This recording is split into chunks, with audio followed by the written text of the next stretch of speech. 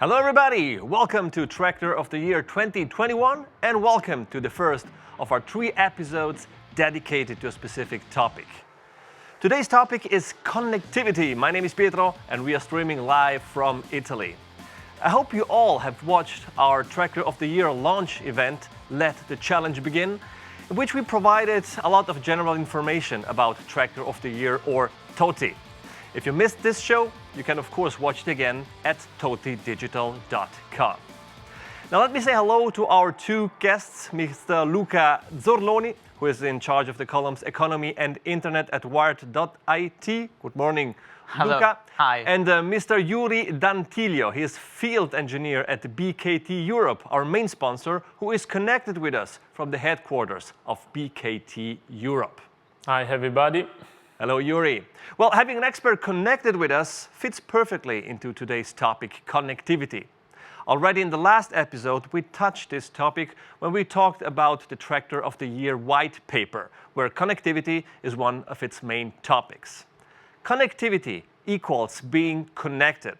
Today, each and every one of us is constantly connected with both people and with things, in both, at work, and in our leisure time. In terms of connectivity, our guest Luca Zorloni is a real expert, and I'm glad that he is here with us to give us some general insights. Luca, connectivity has become all-embracing. Can you give us a sort of outlook into the future and illustrate the advantages of connectivity? Well, for sure, it's a pleasure. The future is 5G, the 5th standard of mobile telecommunication. So what does 5G mean? Well, 3 new features according to Qualcomm, one of the biggest telecommunication operators in the world. The first is the possibility to enable a mobile ultra broadband. That means the capacity to transmit and exchange terabytes of data per second per square kilometer, a big and a real strong uniformity of the bandwidth, and a great optimization of the use of the frequencies. That, for example, is very useful when you're talking about virtual reality or tactile internet. The other feature is the possibility to enable critical services like autonomous car or remote surgery. You need a low latency, in the case of 5G is as low as 1 millisecond, and the possibility to have a strong cybersecurity of the networks. And the last feature is the massive Internet of Things, very important when we are talking about smart agriculture, for example. So the possibility to get a dense skin with sensors like millions per square kilometers, and also the possibility to have batteries that last at least 10 years. So is a real, more convenient in terms of expense when you are to develop a big network. Well, thank you very much for this comprehensive overview. That leads me to my next question. So I can imagine that these times of social distancing and lockdowns act as a sort of catalyst for the evolution, for the further evolution of connectivity. So what was and still is the impact that the COVID-19 pandemic has on it? Well, yes, probably. Let's see this meme that is, on the social media during the pandemic. Who led the digital transformation in your company? The CEO? The Chief Innovation Officer, or the COVID-19? Well, maybe in many cases, it was the COVID-19. We were forced to do smart working, we were forced to use digital services, but that could be useful because, in case of need, sometimes you can have a sort of revolution. Let's see what happens about 10 years ago after the subprime mortgage crisis in the US. A lot of great companies start their business in that period, for example, WhatsApp, Instagram, Airbnb, Slack, Dropbox. So we had to keep the pace of digitalization after the COVID-19 and maybe also increase our investments. Satya Nadella, who is the CEO of Microsoft, so I guess someone we can trust when we are talking about digitalization, said that we have done in 2 months an increase in the digitalization that was worth at least 2 years. So now we had to keep this revolution on and push on it. All right, still speaking of digitalization, what perspectives, what possibilities do you see for the digitalization when applied to agriculture? Well, As I said before, with the 5G, you can increase the digitalization even in, for example, in remote location, like, for example, the rural areas, the countryside. So for precision farming and smart agriculture. When we are talking about this, we have to keep in mind a number. 9.5 billion people. That is the explosion of the world population by 2050. That means that we have to increase the food production, and we can do it through smart agriculture. The investments are really high, around $23.44 billion by 2025 in smart greenhouse, drones, robots, and precision farming. And consider that according to Ernest Young, a farmer in the 60s, so during the mechanization revolution in agriculture, fed around 26 people. In 2015, so during the biotech revolution, he could feed around 155 people. With the digitalization, a farmer could feed 265 people. So we have to really invest on this technology to improve our food productivity. Well, all of this, all that you have mentioned, of course, cannot be achieved without technology. Yeah. So we have Svetla Stefanova from Bulgaria. She's going to give us her opinion on connectivity and modern technologies and reveal us her expectations about Tractor of the Year. Hello everyone, I'm Svetla Garbashkova, jury member of Toty team from Bulgaria. I'm representative of AgroTV, internet platform agro.bg and AgroCompass magazine. This year, again, we are looking for most amazing, state-of-the-art and impressive tractors of the year in each category. The big challenge is to find many innovative features. Some of them are connectivity and digitalization for precision farming operations and automation technologies. Thanks to connectivity and digitalization, tractors become an integrated part of agricultural production system. This is a modern technology for best performance on the field with great and precise operations and receiving information in real time. It's easy to manage, monitor and transfer data. You can reach more productivity and excellent digital control from the cap. Connectivity and digitalization are integrated solutions for smart farming which help farmers to save time and resources and to optimize the expenses, and at the end of the day, they will be happy. Best control, best results, best effectiveness. New challenges and new opportunities. Let us see them in this year's competition. Me, as a jury member, will be happy if Tractor of the Year can combine these important features. That's all from my side. Stay tuned. Thank you very much, Svetla Stefanova from Bulgaria. What do you think of this, Luca? Well, I totally agree with Svetla. Two tips. The first one, you can't postpone the investment on digitalization. You have to do it right now, and even if you run your business in a similar way for decades. And the second one, keep in mind the number that I mentioned before about the increase of the world population.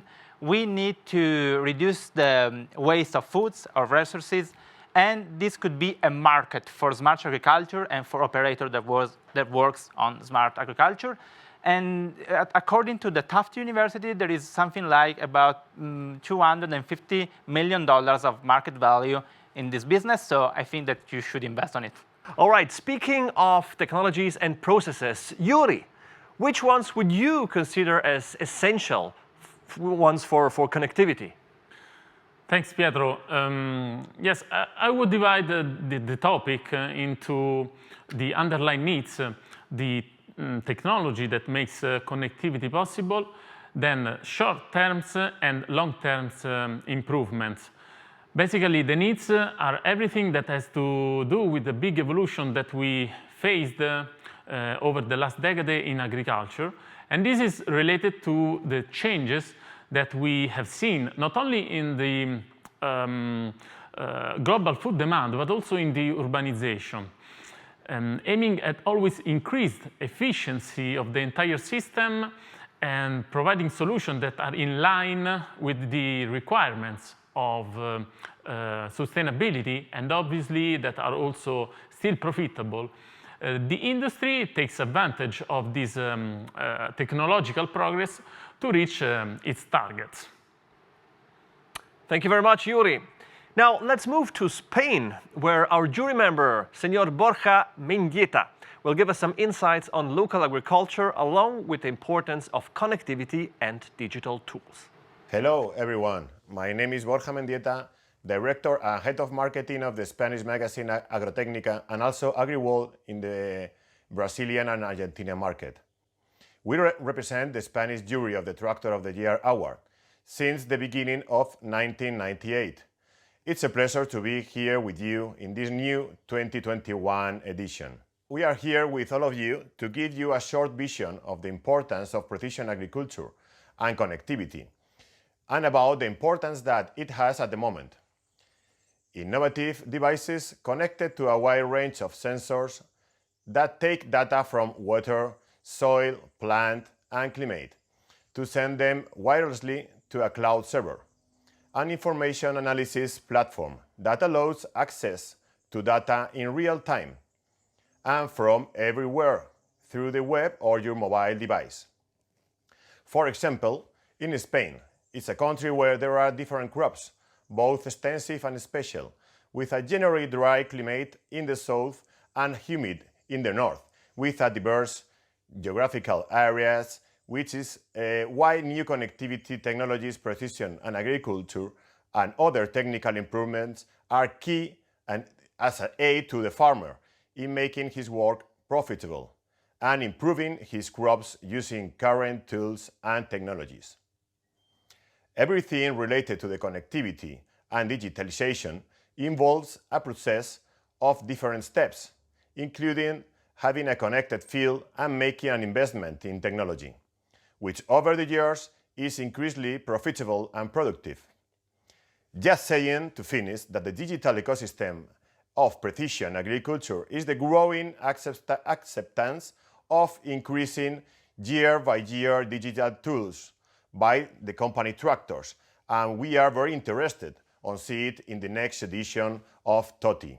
But also it's important that we must ensure that infrastructure and capacity of internet band grow with the growing demand.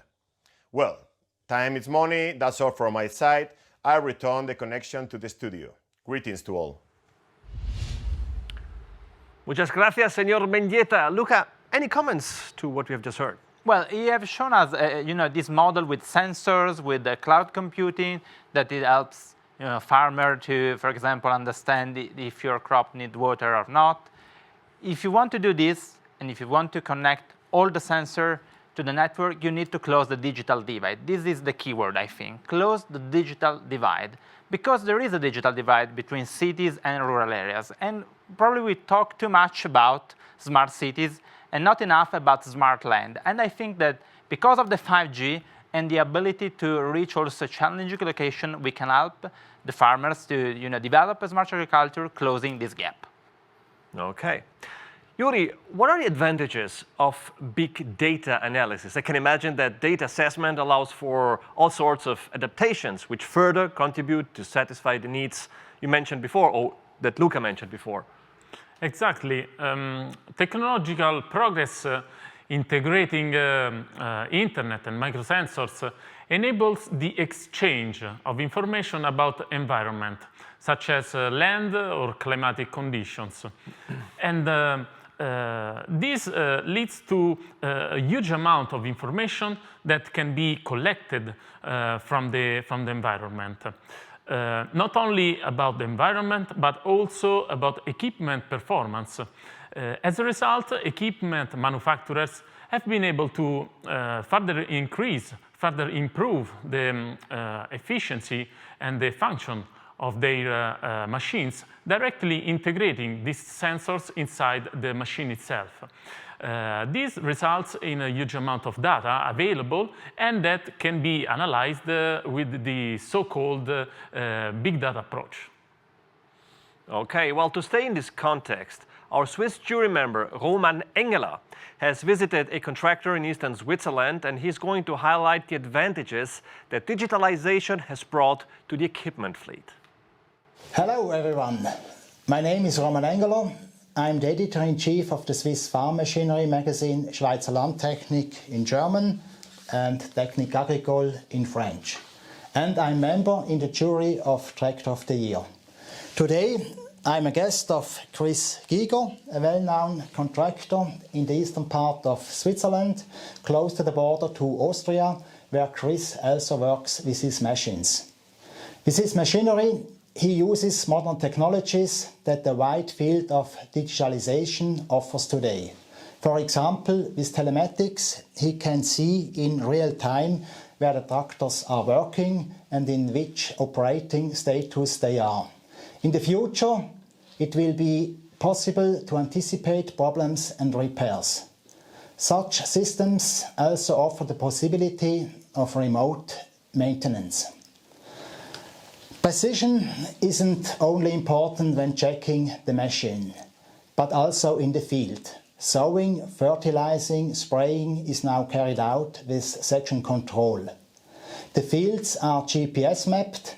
The implements are equipped with section control elements, so that seeds, fertilizer and pesticides are only applied where it's desired and where it gives a higher yield. However, this means that the tractor and the implements have to communicate with each other, which is usually done via Isobus interface. And later on, this data go from the machines to the office and can be evaluated there. All these elements play more and more an important role in agriculture and in the jury of Tractor of the Year too. Not only the engine, transmission or the equipment of the cabin, we have also a look to the degree of digital possibilities so that farmers and contractors like Chris get the machines which are useful for a modern, sustainable agriculture in the sense of more output with less input. And with these words, the lines go back to the studio. Thank you very much. Herzlichen Dank, Roman. We have one more message from one of our jury members, and he has a quite interesting and somewhat critical point on connectivity and intuition. So let's hear it from Bas van Hattum from the Netherlands. Hello to you all. This is Bas van Hattum, chief editor from Tracker magazine in the Netherlands. I'm here in a Dutch field now. We are testing a new merger rake behind me. This is the perfect moment for me to share with you my thoughts about the Tractor of the Year election 2021. The thing I would like to talk with you about is, we are all talking about modern technology, data-driven technology, connectivity, but most manufacturers only forget one thing. And that's one thing, that's what we call intuitive or intuitivity. What's the use of making modern machines, modern tractors with a lot of high tech on board when the farmer isn't able to use it? I give the example a lot of times about the engineers who work with tractor manufacturers and with the implement manufacturers. They work on cases like Isobus or GPS controlled systems. All these engineers, they know perfectly how things should work, make it work. And in the end, it does work. We have seen it a lot of times in the fields. We are impressed about the modern technology nowadays in agriculture. But then again, what's the use when the farmer who jumps in the tractor in the morning can't adjust it properly, can't get the data out of it? I give the example a lot of times from my iPhone, which is now fitted in this selfie stick. It's a modern tool. I haven't read one manual and I'm still able to do everything with it. I think that should be the main challenge for manufacturers in the next years. And you can't say that it's not possible. We have seen some manufacturers who started a few years ago from scratch, all over again, with new electronics, new terminals, new way of thinking, new way of checking, controlling and adjusting. And I think for the next years, the manufacturers who succeed on that level as the best, they might be the winners for the next coming years. These are my thoughts for now. The machine is coming back again, I hear it. So so I have to go back. Hope you all stay safe, stay healthy, and hope to see you all soon, maybe next year. Back to the studio. Thanks. Bye. Thank you very much, Bas van Hattem from the Netherlands. Well, Luca, I think this is a quite interesting question. What shall we do with all the best technology in the world if we're not able to use it? So a high degree of user-friendliness is a must, isn't it? Yes, we have to work on user experience. My 2 cents, change the language. For example, during the pandemic, we see an increase of video consumption. Why don't we switch manuals and toolbooks to video tutorials that can help people to get familiar to the machine? And the other suggestion is to give the smartphone the importance that it already has in our daily life. We use a lot of digital services through the smartphone. The smartphone could be also a dashboard for the smart farm, for example. So I hope that we will invest more in user experience too. Okay, thank you very much, Luca. So at this point, I would like to take the opportunity to remind you that Tractor of the Year is a contest and a challenge for the tractor industry. All the major brands are competing, and the awards are assigned to 4 different categories. We have Tractor of the Year, Best Utility, Best of Specialized, and Sustainable Toty. The first category is Tractor of the Year, with the following brands competing: Armatrack, Case IH, Claas, Fendt, Kubota, Landini, Massey Ferguson, New Holland, and Steyr. The second category is Best Utility, with the brands Armatrack, Case IH, Fendt, Kubota, Valtra as competing brands. The third category is Best of Specialized, and it has Antonio Carraro, Fendt, Landini, and Valtra as its contenders. And the last category is named Sustainable Toty, and all the shortlisted tractors of the 3 preceding categories will run for this award. So we are looking forward to an amazing parade of tractors. So we have come to the end of today's episode, but before we say goodbye, I would like to thank my 2 guests, Luca Zerloni here in studio with me, and Yuri Dantilio for being with us. He's from BKT Europe, our main sponsor. And of course, a big thank you goes out to our jury members from all over the world. My name is Pietro. Thanks for watching, and be sure not to miss our next episode about driving experience. So see you then, or as they say here in Italy, arrivederci.